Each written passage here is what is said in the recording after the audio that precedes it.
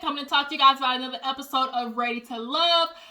This episode, basically, all the girls got tired of Corey's mess, and they say, bruh, it's time for you to get the axe. We tired of these little fake, antics that you playing. Clearly, all the moves that you do are calculated as, okay, and don't nobody got time to deal with that. Like, Corey just, like, I feel like he really reads, like, the books for dummies, like Dating for Dummies. Or he goes back and watches, old 90 black movies like How to Be a Player. And, with Bill Bellamy, ooh, I love that movie. It's so funny. But yeah, like How to Be a Player, and he takes, like, whatever moves he can and applies them to real life because he thinks, like, that's going to get the girl. If you ask me, Corey, he's the guy who grew up lanky, didn't know girl talk to him. He always looked at her, he was in the back of the class looking at the back of her head, dreaming and wishing. And when he got older, opened up a gym and finally started gaining some weight and muscles, girls started paying attention to him. And he started trying to, raise his game up. But it's like, bruh, you trying to get a game, but you'll never be a player because it don't come to you naturally. Like, you are so forced in all the shit that you be doing. But nonetheless, let's go ahead and get into this episode before I keep reading Corey, because that's what I'm about to do later on in the episode when I review. So if you're new to my channel, hey, appreciate you for tuning in. Go ahead and hit that subscribe button. Everybody else, drop in the comments. Let me know that you stopped by. All right. Let me know what you feel about this episode, how you feel about the guys that they cut, who else should be on the chopping block. And what do you guys think of Kamil? Y'all, Kamil, is she just crazy? Is she controlling? Or is she just insecure?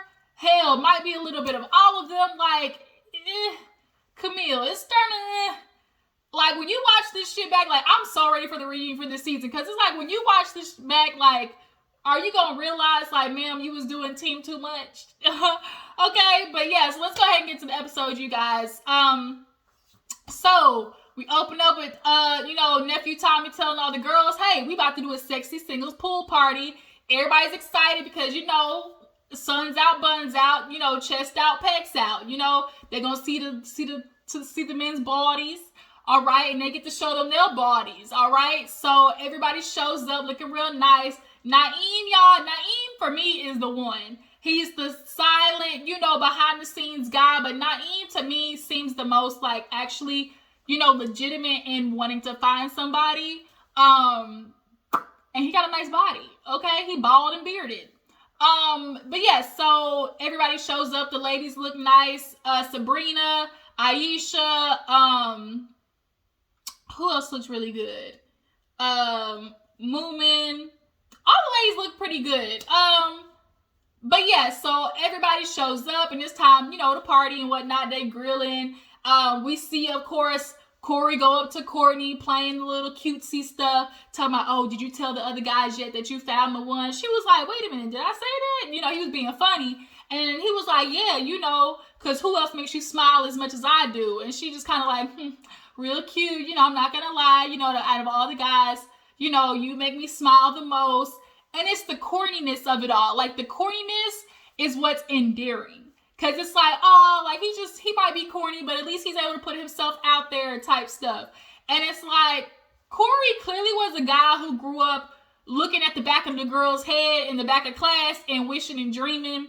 And when he got older, owned a gym and finally, gained a couple of pounds of some muscle, he might have started getting some attention. And now you can tell he either is reading, Dating for Dummies, or he's going back and watching old 90s movies like How to Be a Player and trying to, with Bill Bellamy. That's a funny movie. That's a classic, Bill Bellamy. How to Be a Player and taking tips, on what to do for himself, because he goes into every situation calculated as it is starting to wear, and the ladies are starting to figure it out. But at the time, Courtney is basically stopping and eating all this shit up that Corey's doing. So Corey moves from Courtney to Moomin. They sit in the pool. He chit-chatting it up, talking about, he laughing, talking about some hot dogs and toppings or whatever. And when Courtney sees him with Moomin, she's like, wait a minute. And then when Moomin sees him with Courtney, she like, wait a minute. Like, starting to peep, okay, like, who are you really messing with like that? Because I don't need to waste my time. So then we see Sabrina with, I think his name is Walter, the little light-skinned bald-headed, light-skinned and bald-headed, like it ain't three of them niggas. The one that went on a date. Damn, y'all think I know, y'all know what I'm talking about. But Sabrina, like, he was like, oh, so your favorite, flowers are roses. She's like, yeah, I just love how roses, when you get them, they're closed, and then over time they open up. And when she said open up, she like rubbed her leg across him and opened it. He was like, I was like, well, that was a sexy little move. I love Sabrina, I really do. I just love her energy. She just gives me like real grown woman sexy energy. When she walk in the room, like, people pay attention. Like, she just has that. I think her name is Lynn Whitfield, the actor on A Thin Line Between Love and Hate. But yeah, so they were talking. Then we see a moment where I really like Naeem. Naeem is like the quiet killer. Like, he just seems the most genuine. I don't think I remember seeing him talking to somebody. But Cornelius and Kamil sit down and she's talking to him and was just like, oh, how you doing? He's like, I'm good. She's like, I'm just checking in with you. I just, you my boo or whatever. And so she's laughing and, talking to him. She accidentally scratched him in the head. She does this little like thing. I don't know what that is. But she was talking to him and was like, you my boo or whatever. And she's like, I just, want to know where you at. And Cornelius low-key is kind of keeping her on the hook just a little bit. He's just kind of holding the fishing rod and, like, I'm pulling, rein it back, if need be. But he keeps her on the hook. Basically, we're just kind of telling her little things like, oh, you my number one, or, girl, you my strongest connection, shit like that. But overall, Kamil is batch crazy. Like, she's crazy, y'all. Crazy. And we're about to talk about it because in the midst of, after Courtney goes around finding these damn little love letters, she's like, who is it? She's like, I just keep finding all these damn notes. And one of the dudes finally was like, that's Corey. Like, the way he said, he like, Corey would do some shit like that, basically. Like, bruh. Okay, it was probably Corey. So she took it as, I just love when guys do like little cutesy stuff, because I'm a hopeless romantic. So, it was cute. Basically, like I said, she just was eating up all the shit that Corey was doing. So, nephew Tommy comes in, love the outfit. He basically tells them, I'm throwing in a curveball. Let's introduce, 2 more singles to the group. And all the ladies and men was just kind of like, oh shit, this is the A game. But basically, it's the time to see, okay, is the person that I'm rocking with really like rocking with me? Because this test comes in, is it going to be, are we going to stay the course, or is somebody going to veer off, basically? So Sabrina comes in looking cute as a button, with her hair purple, love that purple color. Somebody said, oh, bitch, I got that outfit too. And she comes in and the guys is kind of like, they're kind of like, ooh, spicy, shoot, like, let me find out.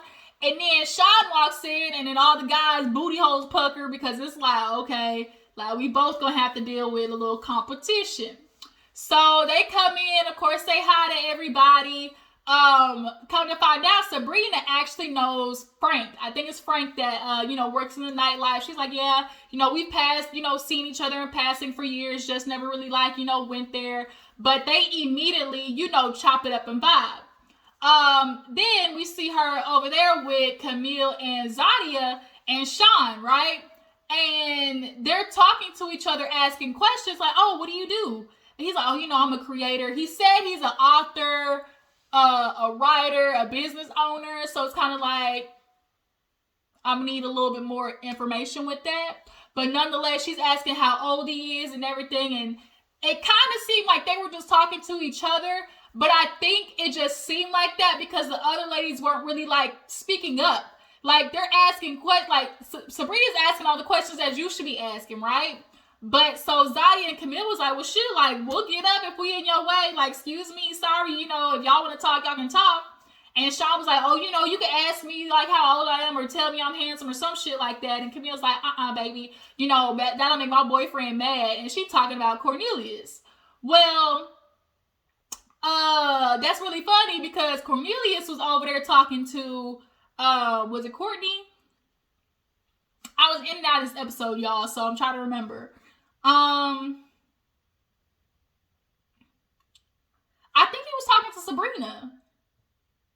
Yeah, he was talking to Sabrina at the table, and he was like, oh, I know I'm just trying to get to know Sabrina, but I can just feel, basically, like, the eyes was like, she was on his ass. Every time he moved, her eyes moved, just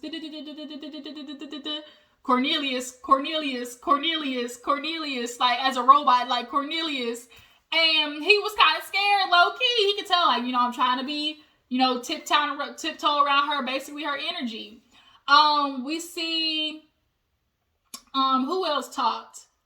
I think that was it for that moment. We finally see, Cornelius go over to talk to, Kamil. And she's basically going off on this nigga talking about, oh my God, you failed the test. Like, you really about to do this to me? Like, you embarrassing me? She was like, here it is. I'm thinking, we got something. They bring a new chick in and your attention automatically went over there because all she had to do was grin in your face and you over there like, and you buying it up like, oh, country bumpkin ass nigga. I was like, oh, like she said, oh, country bumpkin ass nigga. Like, what? He was kind of thrown off like, damn, okay. She's like, you cheesing and grinning, and you bought it. Like, that's so embarrassing. Like, you trying to embarrass me? He was like, no. He was like, but I was just talking to her. Like, the fact that she went so hard, country bumpkin ass, talking about you dumb, like you acting dumb. It's kind of like, girl, that's not attractive. Like, how did you go so far that way to the extent that you like start calling him names, calling him dumb? And Cornelius is like, I know she really likes me, but like this energy, I don't know what to do with this. And she started crying, and I think low-key she started crying to emotionally manipulate him. Because if I cry, he has to console me. If I cry, it'll emotionally guilt him into wanting to be with me. And Kamil looks like that type of bitch to do that. You really gonna leave me? What we have? Like, she's one of those women. Are you really gonna leave me? I can't live without you. Like, this is really what you're gonna do? Like, after all the good things I've done? Like, she's one of those bitches, I can tell. But she's like, you're embarrassing me. Like, and he's like, no, I'm not. Like, I'm not embarrassed. And to me, I'm like, girl, you kind of doing a good job on your own of that and embarrassing yourself, because who talks about a dude that harsh because he was talking to another woman? That's kind of the point of this experiment. If you are controlling, or you don't like you very jealous, then this is not the experiment for you.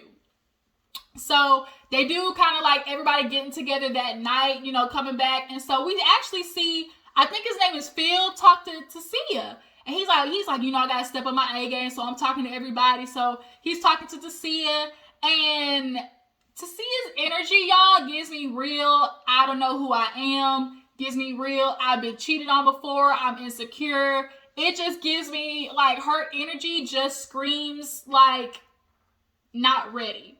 Like, it screams she needs to work on her. This piece of hair back here is bothering me. What is this? Go down. I can't stay on my hair, like, be poking out like that.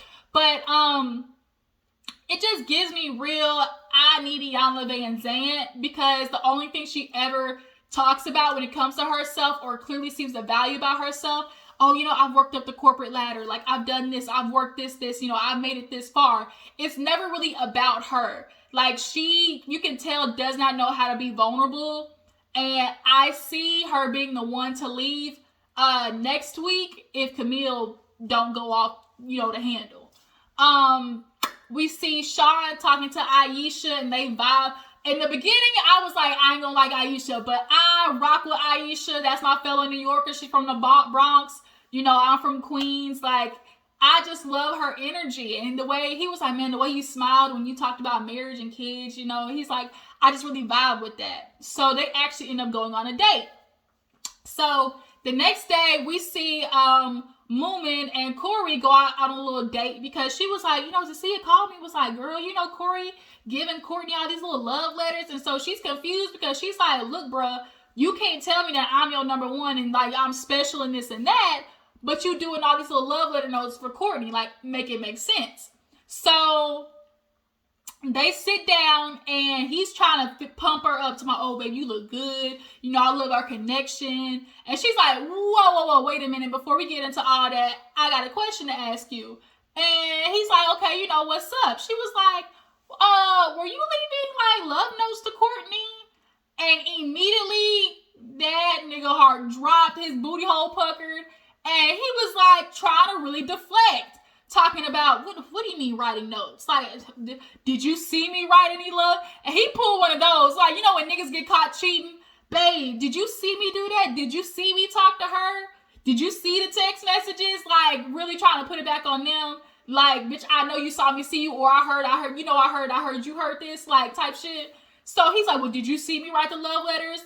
No. It's so crazy how, you know, Corey, you know, he minding his own business, but everybody got, you know, his name and what I do in their mouth, you know, that's so crazy, right? She was like, Corey, answer the question. Like, did you write any notes? He's like, nah, I'm just trying to tell you, like, I'm just trying to figure it out. Like, what you mean write notes? Like, did I really do that? And she was like, so you're not about to answer the question? Like, okay.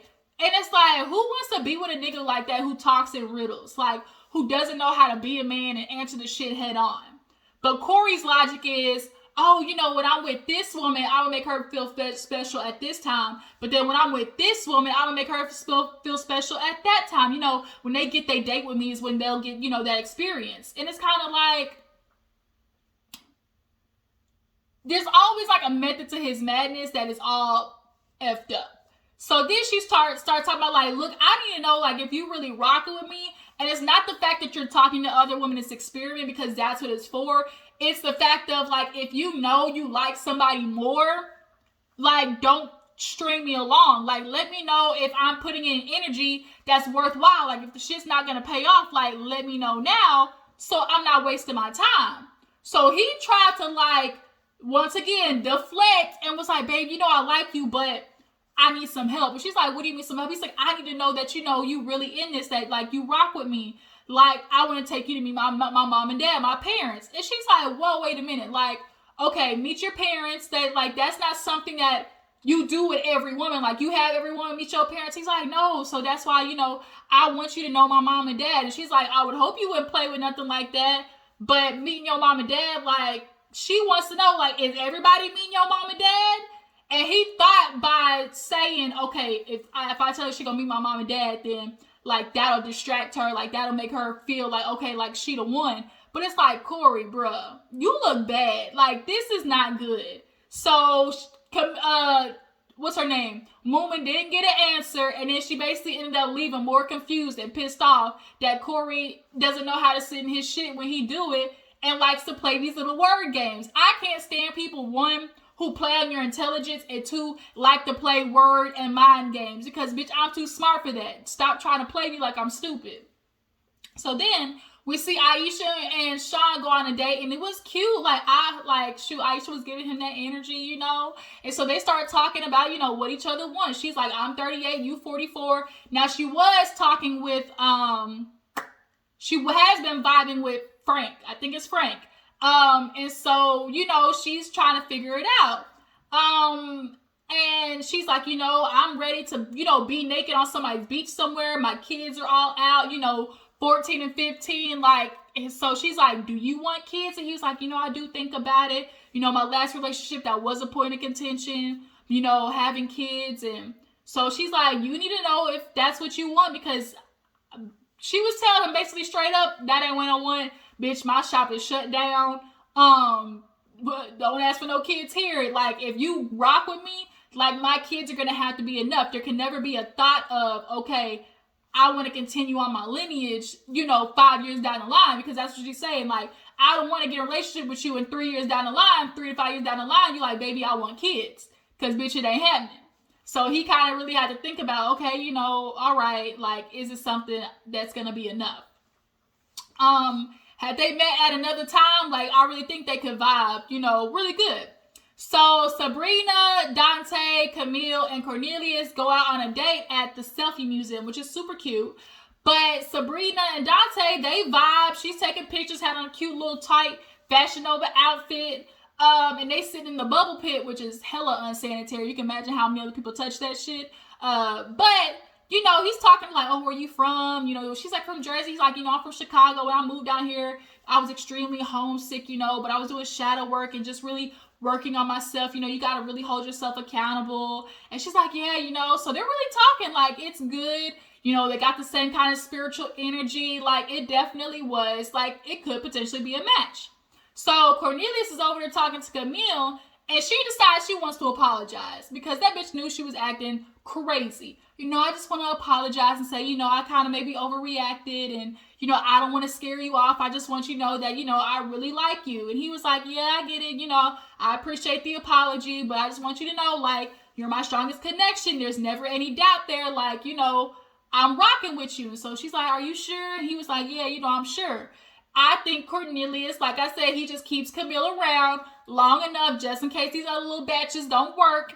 Plus that he might be a tad bit scared because Kamil is the sugar in the tank type bitch. Like, she for sure is the show up to your job type heifer. She is the I'll be in your trunk type heifer. Like, she scared me just a little bit, okay? She did the pull up and drive by type hoe. So he basically lets her know, like, okay, I appreciate the apology, but Kamil, you gotta back off. You're gonna scare this man away. So now he started to second think, like, okay, if this is Kamil's attitude and this is how her personality is gonna be, like, do I really want to put myself in that situation?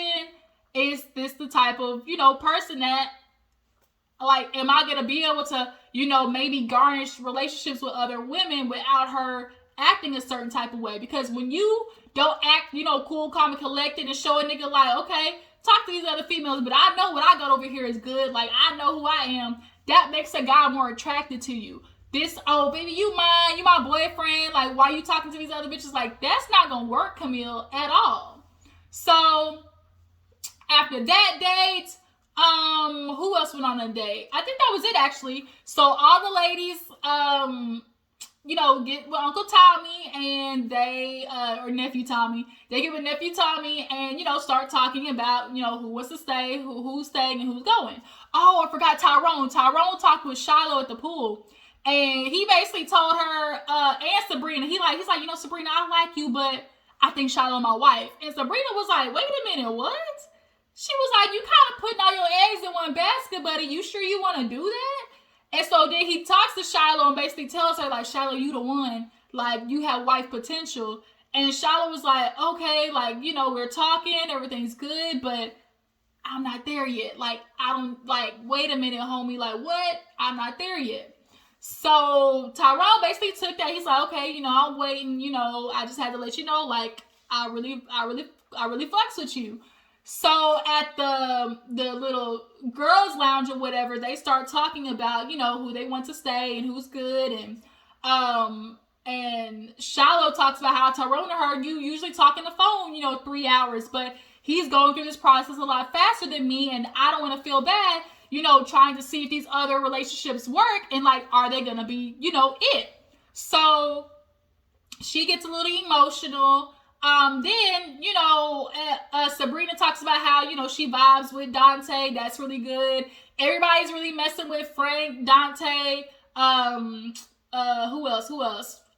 Frank, Dante, Walter, Naeem. Those are really on everybody's up list. But when it comes to the down list, Moomin's like, I had to have a conversation with Corey. He kept, I heard about these little love notes, and he kept denying it. And Courtney was like, wait a minute, because Courtney actually brought up the notes. Like, she actually brought the notes and started reading them.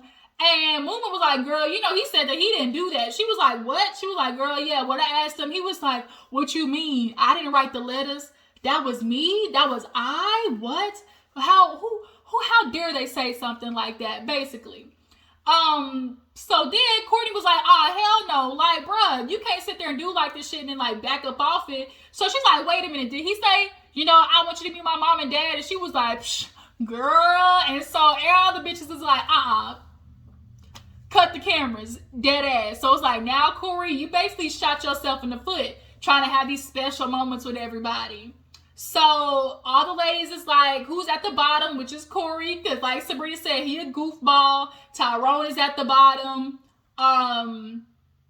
So they end up talking to him at the end of the episode. So Shiloh takes this date with Tyrone. Tyrone is kind of like one of those guys who you feel like could be a good guy, but he just kind of looks like one day he's gonna snap. Like, just one day it's gonna be that one argument that might make his brain just like, and you're gonna be scared for your life. So Shiloh talks to him and lets him know, like, I really like you, but the ladies and I were deliberating and we don't think you're ready to love. She's like, it's just too fast for me. Like, I just really want this to be a genuine thing. He's like, well, that's okay. I don't regret nothing. I'll always be here. So she's cried and emotional and sends his ass home. And so Courtney's talking to Corey, and she was like, what's up, Corey? He's like, hey, beautiful lady, what's going on? Just trying to take over the world. And she's like, She's like, well, us ladies was talking, and you could tell he already knew, like, what was up. She was like, so, you wrote me these little love notes. I thought they was cute, but why are you telling everybody that you didn't do that? And he was kind of like, what? Like, what you mean? She was like, Corey, like, you can't sit there and say, you my number one, you my number one. Like, bro, can you not count? He's like, well, I just make you feel special at the time that you with me. She's like, you can't try to make me feel special and go do the same shit to another woman. Like, it don't work that way. So Corey, he's really trying to backpedal on pussy pop. Like, what do you mean? Like, he's just like, oh my God, like, I just really thought, like, we had a good connection. And she was like, okay, so who's coming to meet the parents? Like, am I going to meet mom and dad, or is Moomin going to meet mom and dad? He was just kind of like, he was really stuck on stupid. So she was like, Corey, enough with the games. Basically, you ain't ready to love. He was like, I kind of knew that. And she was like, bruh, like, are you for real? He was like, yeah, I kind of knew that, but I'm not going to lie. I feel like you would go to bat for me for a little bit. And it was like, why would she go to bat for you? Like, and like she said, I go to bat for somebody who go to bat for me, and it don't look like that's what you doing, homeboy. And so she gets up and was like, I'm done with this. And in his confessional, really had the nerve to turn it around and be like, oh, everybody would have had their chance with Corey, I'm a king. And, I treat women like queens when they with me. And, like, she just didn't have her time yet.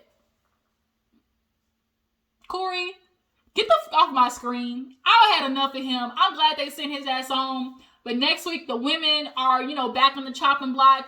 And Kamil, baby, I'm going to let you know, Kamil, it ain't looking too good for you.